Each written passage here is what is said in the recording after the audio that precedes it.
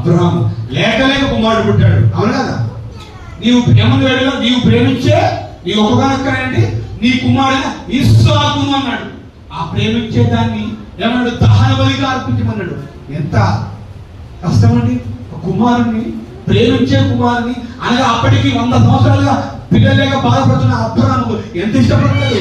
నా ముద్దుల కుమారుడా, నా గానవల కుమారుడా అని ఎత్తుకొని లాలించి పాలించి అన్నం తినిపించి అన్ని రకాల పనులు చేసి స్నానాలు పోయించి ఎంత ఇష్టపడుతున్నాడో, ఎంత దగ్గర చూసుకున్నాడో, ఎంత గుండె మీద పడుకోబెట్టుకున్నాడో. అవును కదండి?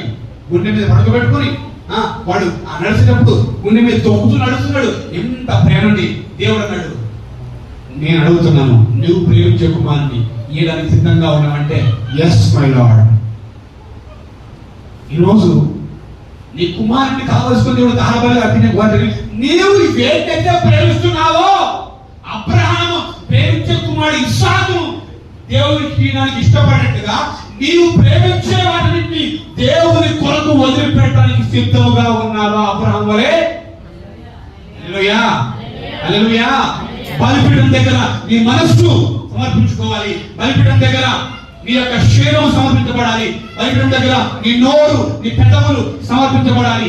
జీవా బలుగా అర్పించాలి, అనగా స్తుతి స్తోత్రములు అర్పించాలి తప్ప ఇతర అన్ని కూడా మొత్తం అన్ని కాలిపోవాలి.